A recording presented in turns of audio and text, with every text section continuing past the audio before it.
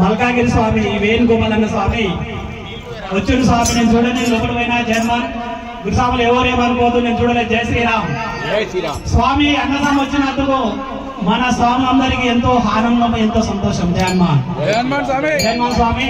స్వామికి ఎప్పుడు పని ఉంటుంది జయన్మాన్, ఆ పని విడిచిపెట్టి కూడా మన స్వామివారికి, మన స్వామి అంటే ఎంతో ప్రీతి, ఎంతో ఇష్టం స్వామివారు.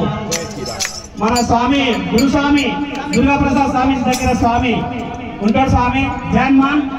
మన అన్న స్వామి కూడా మనకి ఎప్పుడు తోడుంటాడు.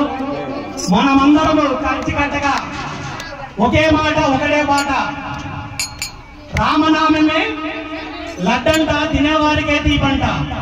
ఆ రామనామం రుచి చూసిన వారు హనుమంతుని ఎప్పుడు విడిచిపెట్టరు. ఆ రామనామం తెలియని వారు ఏదయ్యా మాలలేస్తున్నాడు మాకు బస్తిగా ఇక్కడ నీరు పొందామంటే పెద్ద లొల్లి పెడుతున్నారు స్వాములు. ఇదంతా ఎర్రబడ్డలేంది, గంధాలేంది, సింగనమే స్వామి అనుకో స్వామి. మన హిందూ సంప్రదాయము మహా గొప్ప. శ్రీ వీరాంజనేయ స్వామి పుట్టింది రాముని సేవ గురించి. ఈ కలియుగమందున దుష్ట రాక్షసులు, పిశాచులు భక్తులను పీడిస్తున్నాయని భూమి మీద అవతరించిన 11 రుద్రావతారం ఆంజనేయ స్వామి సాక్షాత్ పరమేశ్వరుడు. ఈ కలియుగం అంతమైనంత వరకు మనతోనే ఉంటూ, మనతోనే ఆటలు పాడుతూ ప్రజల పాల్గొంటూ, మన భక్తి శ్రద్ధలు మనతో ఉంటూ, మన ఇంటిలో మనకు దైవం, గురువు, తల్లి, తండ్రి సర్వంతర్యామి. కానీ తల్లిదండ్రులు ఉంటారు, కంటరు పోతారు.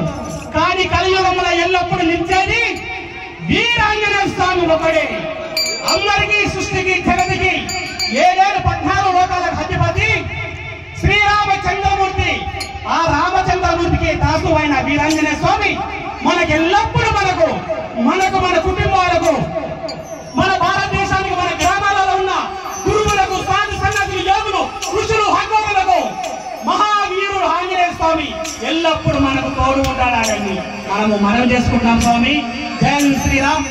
ఈ పూజలో ఎలాంటి తప్పులున్నా, ఎలాంటి ఉన్నా చర్చి తెలక చేస్తే, చర్చలు ఉంటే స్వామి క్షమించాలని కోరుకుంటున్నాను. జై శ్రీరామ్.